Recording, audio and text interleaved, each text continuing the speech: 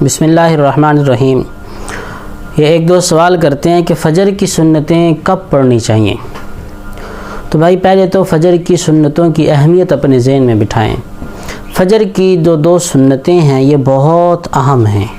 ایک حدیث میں آقا کریم صلی اللہ علیہ وسلم نے ارشاد فرمایا، سنن ابو داؤد کی حدیث ہے کہ فجر کی دو سنتیں اتنی اہم ہیں کہ اس کے مقابلے میں ساری دنیا رکھ دی جائے اور یہ فجر کی دو سنتیں دوسرے پلڑے میں رکھ دی جائیں تو یہ فجر کی سنتوں والا پلڑا جھک جائے گا۔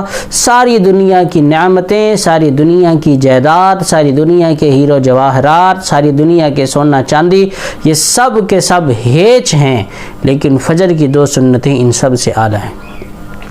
دوسری حدیث میں رسول اللہ مبارک نے ارشاد فرمایا کہ فجر کی دو سنتیں تمہیں کس حال میں بھی نہ چھوڑو، حتیٰ کہ اگر تمہیں گھوڑے روند رہے ہوں، میدان جنگ میں ہو تم اور تمہیں شکست ہو رہی ہو، دشمن تمہارے اوپر حملہ کرے اور دشمن کے گھوڑے اتنے طاقتور ہوں کہ تمہارے اوپر سے گزر جائیں، پھر بھی تم نے فجر کی دو سنتیں نہیں چھوڑنی۔ تو اس سے اس کی اہمیت سمجھے۔ اور تیسری اہمیت یہ ہے کہ باقی جتنے بھی سنتیں، ظہر سے پہلے 4 سنتیں یہ مؤکدہ ہیں، لیکن عشاء سے پہلے 4 سنتیں ہیں، عصر سے پہلے 4 سنتیں ہیں، لیکن ان سب سنتوں میں اصول یہ ہے، حکم یہ ہے کہ جب نماز کا ٹائم شروع ہو جائے، فرض نماز جب امام صاحب مصلی پہ تشریف لے جائیں، جماعت کھڑی ہو تو آپ سنتیں ادا نہ کریں، کوئی بھی سنتیں نہ پڑھیں، نہ ظہر کی، نہ عصر کی، نہ عشاء کی، پہلی 4 سنتیں آپ نہیں پڑھ سکتے۔ اور اگر ٹائم اتنا ہے کہ 2 منٹ رہتے ہیں جماعت میں سے، آپ 4 سنتیں شروع کرتے ہیں، 4 سنتیں پڑھیں گے تو آپ کی جماعت کی تکبیر اولا فوت ہو جائے گی، آپ سنتیں چھوڑ دیں، سنتیں بعد میں پڑھ لینا، جماعت کے ساتھ شامل ہو جاؤ۔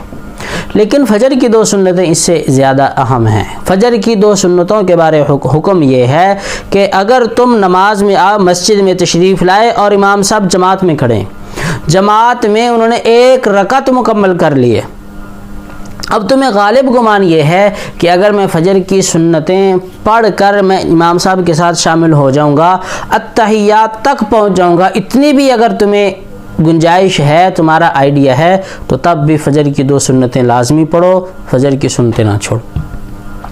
جبکہ اس کے علاوہ باقی نمازیں میں کوئی سنتیں نہیں پڑھ سکتے، اگر ٹائم تھوڑا پھر بھی نہیں پڑھ سکتے۔ فجر کی 2 سنتوں میں اگر اتنا غالب گمان ہو کہ لاسٹ میں اتحیات میں مجھے جگہ مل جائے گی، میں امام کے ساتھ مل جاؤں گا، تب آپ 2 سنتیں پڑھ لیں۔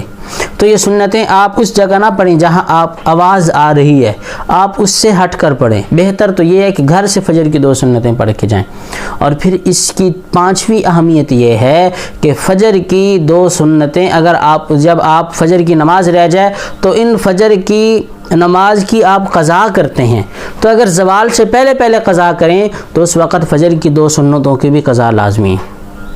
اور اگر آپ زوال کے بعد قضا کر رہے ہیں تو پھر صرف 2 فرض پڑیں گے۔ تو اگر کوئی شخص مسجد میں آیا، امام صاحب آخری رکعت میں تھے، اس کی 2 سنتیں فجر کی رہ گئیں تو ان سنتوں کی قضا کرنی ہے، لیکن قضا اس وقت کرنی جب سورج طلوع ہو جائے۔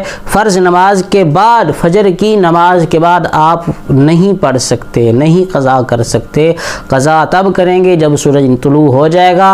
اشراق کے ٹائم آپ فجر کی 2 سنتوں کی قضا کریں، کسی حال میں بھی آپ فجر کی 2 سنتیں نہ چھوڑیں، چاہے چھوٹی رکھتے ہی آپ کیوں نہ پڑھیں۔